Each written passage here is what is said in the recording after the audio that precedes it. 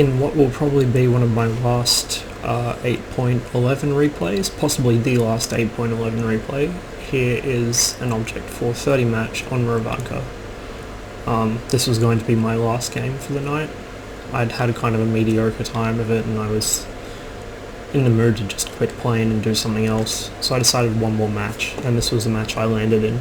So you can see the teams are not really even, but there's not a huge amount of imbalance skill-wise. Being a medium tank on Muravanka, I decided to set up on the ridgeline. I could actually scout the forest quite effectively in this thing, especially since I put optics on it, but I decided not to do that. It's just too risky with some of the TDs that the enemy team has, and it also relies entirely on my team to do damage, which I do not trust them to do.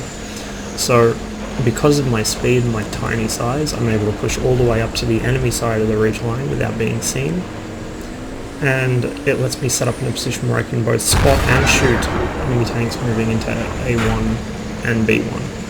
So I get one into the Leopard, one into the 5100. You can see the 430's aim bloom isn't really a big issue unless you turn your turret rapidly, or the big one is if you turn your hull.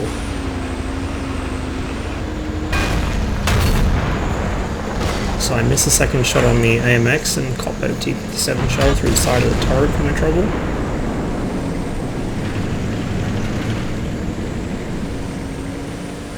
So far though, it's not going too badly. The enemy bat chat's down already, and all he managed to get was our T69.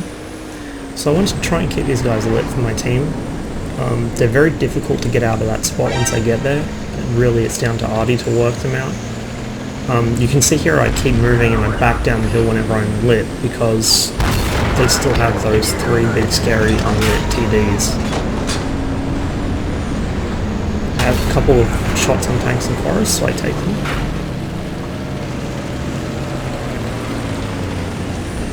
This position is quite risky, being on the east side of the ridge like this when they do have TDs that are certainly camped up in the forest, but in this instance I got away with it.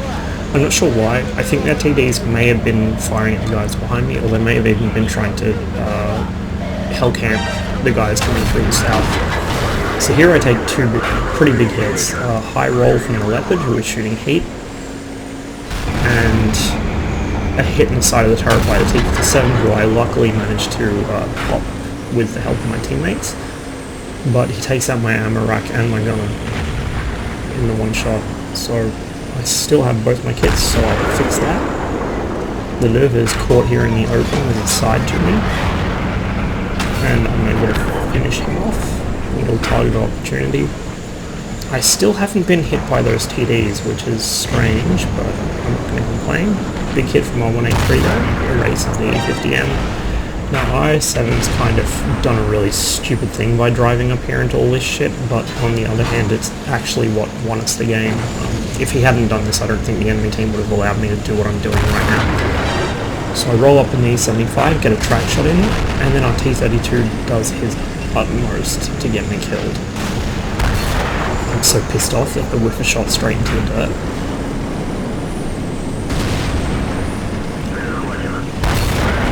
Take a very risky auto-aim snapshot there at the Leopard. If that had actually flown to the center of the circle, it wouldn't have hit. Thankfully it flew to the left edge, and so it did hit him. So now I'm forced to duel the Tiger 2. He's not quite sure what he wants to shoot at. I see the Leopards coming around, and he can be a lot more dangerous to me than the Tiger 2, so I deal with him in a very dramatic fashion. And then it's the Tiger 2's turn. So I sort of bump him a bit hard there, but I know he's going to have extreme trouble with my frontal armor, so I just keep my front pointed at him, and then with some help take him down. So this stage is looking pretty good, but they do still have a JB in the forest, as well as those other two TDs, a Waffenträger 100 and a T30, and the other two have never been spotted, but it's obvious where they are. So I don't want to drive out there and sacrifice myself, even though I have the best camo of all the things remaining on my team, and I have probably the best chance of surviving doing that. I'd rather sit back and take shots as my teammates spot like I'm doing here on the T30, because I want to be alive at the end of the game. So many times I thought the game was won and done something, you know, really stupid, which I thought I'd get away with, and then my team just throws. So in this case I decided to play a little more conservatively than I'm used to doing, and it pays off. Here I know their TDs are pretty far back, otherwise they would have been spotted by now, so I use the terrain here to mask my approach, and then roll over and take a shot in the back of the IS-7. He's got problems up in his face, so I roll around for another shot. Unfortunately I fired that one a bit prematurely. I thought he was turning his turret at me, but he was actually looking at the 183 beside me. So the JP is up. I know the IS-7's occupied, so I can safely pop over and put in a shot on that guy. Somehow our team still hasn't killed the IS-7, so I just move in. At this point, you know, the game's pretty much won. So I decided to go aggressive. Now auto aim comes back to bite me on the arse there by aiming just high enough on his turret that it bounced. Had I manually aimed that shot, I probably would have penned it. Here it's a Waffenträger, I've got his turret, so I switch to HE. It's a bit risky, but it doesn't matter. I need as much damage output as possible, and the game's already won anyway. So I carousel around him, managed to do a fair amount of damage to him, and then as I'm coming back around, my teammates get a shot at him. So overall, a bit of a shaky start, but it ended up being a pretty solid game. 2,000 spotting damage and 7,480 damage of my own. That was all spotting as well. I didn't get any tracking assists this match. So it worked out pretty well. It goes to show the 430 strengths, I think. Very strong armor for a medium tank. Good gun, even if the handling's not quite on par with the other Soviet mediums, and nor is the DPM. And it's just so small and so well camoed. It makes a very good scout.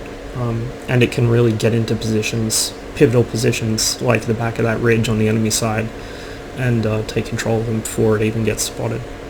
So it's a really good little sort of ninja tank to scuttle around the map with and shoot the enemy from places they don't expect to be shot from. This is now my highest damage game on the live server that I can actually remember. Just beating out that Conqueror game on Serene Coast, where I did something like 7.1k. So it was a pretty good match. Certainly a good one to end on for the day, and hopefully there will be more like it. I'm doing pretty well in the 430. It's pretty much the only tier 10 I really feel confident solo bubbing, just because I feel like I'm quite well adjusted to its playstyle and it's quite solid. The E5 I suppose is solid as well, but the 430, just everything feels right to me. It's a really nice tank.